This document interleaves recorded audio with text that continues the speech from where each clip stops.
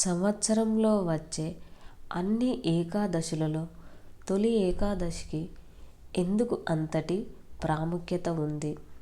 ఈరోజు ఉపవాసం చేస్తే నిజంగా ఏమి జరుగుతుంది? శ్రీ మహావిష్ణువు ఈరోజే యోగనిద్రలోకి ఎందుకు వెళ్తాడు? ఇలాంటి ఎన్నో ఆసక్తికర విషయాలు ఈ వీడియోలో పూర్తిగా తెలుసుకుందాం. వీడియో చివరి వరకు చూడండి. తొలి ఏకాదశి అంటే ఏమిటి? తొలి ఏకాదశిని దేవశయని ఏకాదశి, శయన ఏకాదశి అంటారు.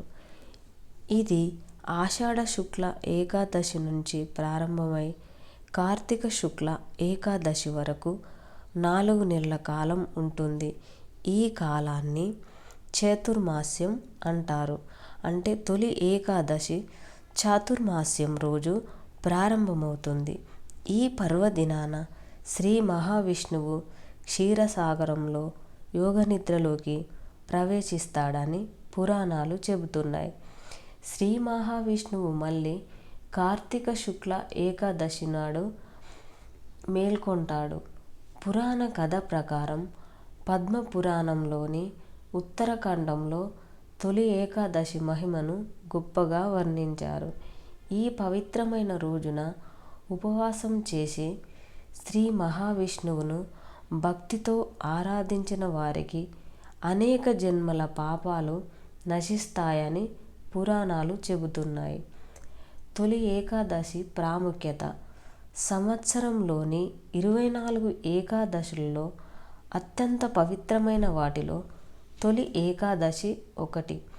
తొలి ఏకాదశి రోజున పూజ చేసిన వారికి మనసు, శరీరం శుద్ధి జరుగుతుంది. ఇంద్రియ నియంత్రణ జరుగుతుంది. మోక్షానికి మార్గం సుగమమవుతుంది. ఈ రోజును ఎలా ఆచరించాలి? ఉదయం తలంటు స్నానం చేసి విష్ణు పూజ చేయాలి.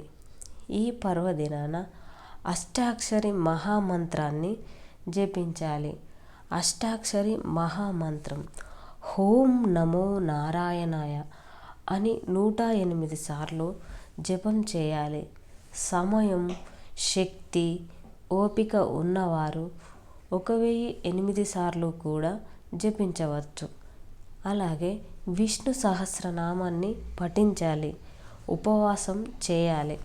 మనం పైన చెప్పినవన్నీ చేయడం వలన కలిగే ఫలితాలు: మానసిక ప్రశాంతత కలుగుతుంది. కుటుంబ శాంతి ఏర్పడుతుంది. ఆరోగ్యం, ఐశ్వర్యం కలుగుతుంది. విష్ణు కృప లభిస్తుంది. ఆధ్యాత్మిక పురోగతి పెరుగుతుంది. ఆధ్యాత్మిక పురోగతి అంటే మనిషి భగవంతుని వైపు అంతర్గతంగా ఎదగడం. కోపం, అసూయ, అహంకారం, లోభం వంటి చెడు గుణాలు తగ్గడం. సత్యం, దయ, ప్రేమ వంటి మంచి గుణాలు పెరగడం. ధర్మబద్ధంగా జీవించడం. జపం, ధ్యానం, పూజల ద్వారా అంతర్గత శాంతిని పొందడం.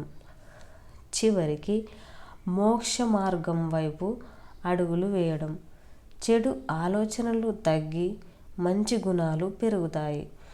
ఈ మార్గంలో నడిచే భక్తుడు భగవంతుని కృపకు పాత్రుడవుతాడు.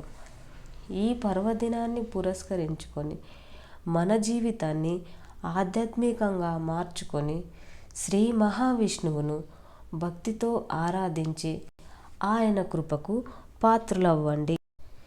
ఈ వీడియో మీకు నచ్చితే లైక్ చేయండి, షేర్ చేయండి, సబ్స్క్రైబ్ చేయండి, కామెంట్ చేయండి.